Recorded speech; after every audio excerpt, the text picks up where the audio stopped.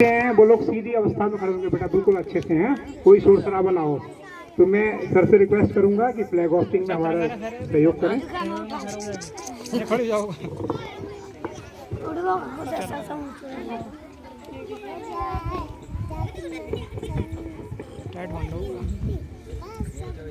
धीरे धीरे शर्ट थोड़ा टाइट करो। लल्ला तिरंगा नीचे कर थोड़ा यार, फोटो ना आ रहा सही। जाने गणिमान्य अधिनायक जया हे, भारत भाग्य विधाता। पंजाब सिंध गुजरात मराठा, द्राविड़ उत्कल गंगा, विंध्य हिमाचल यमुना गंगा, उछल छलक तिरंगा। तब सुबह नावे जावे, तब सुबह आशीष मांगे, गाए तब जया गाता।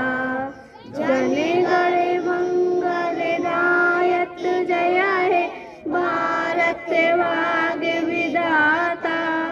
जया है जया है जया है, जया जया जया जया है। भारत माता की भारत माता की भारत माता की।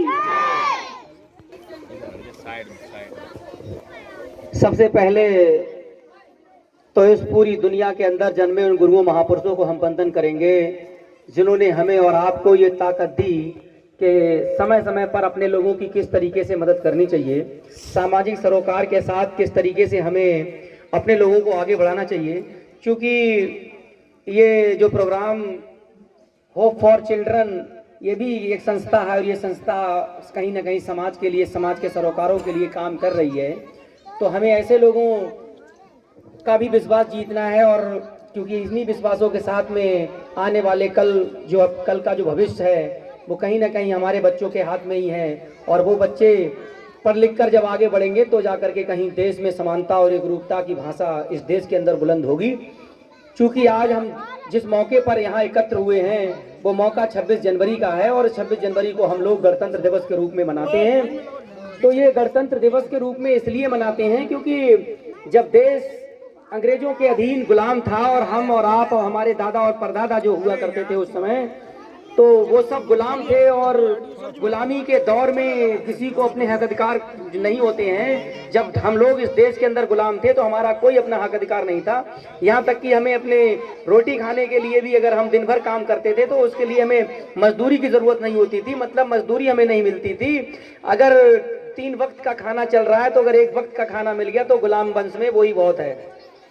जबकि आज जब देश आजाद हो गया है तो इस आजादी के दौर में अगर हमारा मन कर रहा है तो हम अपने घर पे 2 वक्त का खाना खा रहे हैं, हमारा मन कर रहा है तो हम 1 वक्त का खाना खा रहे हैं, हम सुबह को चाय भी पी रहे हैं। मगर जब देश गुलाम था, अंग्रेजों के अधीन था, तब ऐसी कोई भी व्यवस्था इस देश के अंदर सुचारू रूप से लागू नहीं थी। तो जो 26 जनवरी का जो दिन है, क्योंकि 15 अगस्त 1947 को जब देश आजाद हुआ था, मगर देश की आजादी के बाद हम लोगों को पूर्ण आजादी नहीं मिल पाई थी। और पूर्ण आजादी इसलिए भी नहीं मिल पाई थी क्योंकि देश को चलाने के लिए कहीं ना कहीं एक संविधान की जरूरत पड़ती है, या कहना चाहिए कुछ ना कुछ नियमों की जरूरत पड़ती है। और वही नियम बाबा साहब डॉक्टर BR अम्बेडकर ने संविधान के रूप में इस देश के लिए दिए, और वो संविधान 26 जनवरी 1950 को भारत देश ने अंगीकृत किया। और जब 26 जनवरी 1950 को जब बाबा साहब डॉक्टर BR अम्बेडकर के द्वारा संविधान को जो निर्मित किया गया था, जब भारत के अंदर लागू किया गया, तब हमें और आपको जो है इस देश के अंदर अपनी बात पूरी तरीके से कहने, सुनने, और यहाँ तक कि छोटे छोटे बच्चों को पढ़ने का अधिकार भी बाबा साहब डॉक्टर BR अम्बेडकर के संविधान के बाद मिला है। अगर देश के अंदर संविधान नहीं होता तो जो छोटे बच्चों को पढ़ने के अधिकार हैं, या इस देश में जो महिलाओं के अधिकार हैं, या इस देश के अंदर जो पुरुषों के अधिकार हैं, ये पुरुषों के और महिलाओं के अधिकार जो है पूरी तरीके से लागू नहीं होते। अगर इस देश में हमें और आपको हक अधिकार मिल रहे हैं तो बाबा साहब डॉक्टर BR अम्बेडकर की बदौलत मिल रहे हैं, और वो भी उस संविधान की बदौलत मिल रहे हैं जिस संविधान के लिए आज मनाने के रूप में हम लोग यहाँ पर इकट्ठे हुए हैं। तो ये 26 जनवरी का दिन, गणतंत्र दिवस का दिन, ये सीधे सीधे भाषा में अगर कहा जाए तो ये संवैधानिक उत्सव है और ये वो उत्सव है जो इस देश के प्रत्येक गरीब को, मजलूम को, शोषित को, वंचित को, किसान को, कमेरे को पूरी ताकत से मनाना चाहिए, क्योंकि इस पर्व के अलावा इस देश में कोई ऐसा पर्व नहीं है जो हमें समानता और एकरूपता की भाषा से देखता हो। सिर्फ यही एक पर्व ऐसा है जिस पर्व के बाद इस देश के अंदर हमारे अपने हक अधिकार जागे हैं और उन्हीं हक अधिकारों की बदौलत इस देश के अंदर हम अपनी बात पूरी ताकत के साथ रख सकते हैं। यहाँ तक कि जब इस देश के अंदर संविधान नहीं था, जब इस देश के अंदर संवैधानिक चीजें नहीं थी, तो जब वन व्यवस्था के हिसाब से ये देश चल रहा था, तो उस समय के लोग, उस समय के संविधान इस तरह से काम करते थे कि ढोल गवार शूद्र पशु नारी और सकल ताड़ना के अधिकारी। तो ये कहने का इन पंक्तियों का अर्थ इतना है, चाहे वो ढोल हो, चाहे महिलाएं हो, चाहे वो शूद्र हो, और शूद्रों का मतलब सिर्फ इतना सा है, चाहे वो ओबीसी के लोग हों, चाहे वो एससी के लोग हों, चाहे वो माइनॉरिटी के लोग हों, और माइनॉरिटी में चाहे मुस्लिम हो, सिख हो, दलित हो, बुद्धिस्ट हो, क्रिश्चियन हो, तो ये जितने लोग थे इन सबका सरोकार जो है, जितना इन्हें पीटोगे उतना काम करेंगे। मतलब उस गुलाम वंश को हम लोग जी रहे थे। अगर गुलामी की बेड़ियां हमारे पैरों से टूटी हैं तो वो तब टूटी हैं जब इस देश के अंदर संविधान लागू हुआ है, तब जाकर के हम अपने घरों से निकल पाए हैं। वरना वो तो चाहते थे कि इस देश की बहन बेटियां, इस देश की माताएं और बहनें अपने घर में सिर्फ और चौका और बर्तन तक सीमित रहें। अगर आप आज अपने घरों के बाहर यहाँ पर इस प्रांगण में खड़े हुए हो तो सिर्फ शिक्षा की बदौलत हुए हो, और वो शिक्षा जो बाबा साहब डॉक्टर बी.आर. अम्बेडकर के संविधान की बदौलत हमें और आपको मिल रही है। अगर देश में संविधान नहीं होता तो महिलाओं को पढ़ने तक का अधिकार नहीं था, और अगर ये अधिकार नहीं होता तो आप इन बातों को जो हम लोग आज एक चौक पे खड़े होकर कर रहे हैं, इन बातों को आप सुन भी नहीं पाते।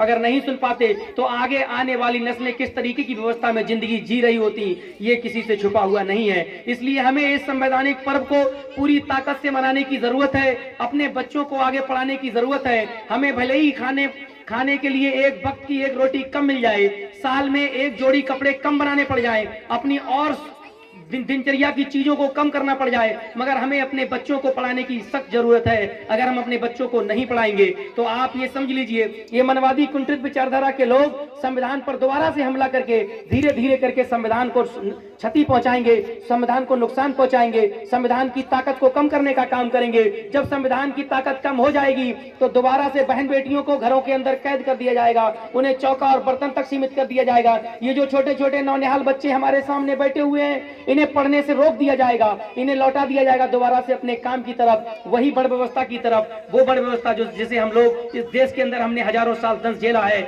जिसे शूद्र कहा जाता है। शूद्रों के काम होते हैं, अगर आप मौर्या हो तो आपको खेती करने, सब्जी काटने का काम करना है। अगर आप कुर्मी हो तो आपको जो है खेती बाड़ी के काम करने हैं। आप पाल हो तो आपको भेड़े पालने का काम करना है। अगर आप मुसलमान हो तो आपको कपड़ा बुनने का काम करना है। अगर आप ऐसी जातियों से आते हो तो आपको सिर्फ साफ सफाई का काम करना है। अगर हम अपनी मन मर्जी का आज खान पान कर रहे हैं, अपनी मर्जी के अगर आज कपड़े पहन रहे हैं, अपनी मर्जी के हिसाब से हम अपनी शिक्षा हासिल कर रहे हैं, तो ये ताकत अगर हमें इस देश के अंदर मिली हुई है तो वो बाबा साहब डॉक्टर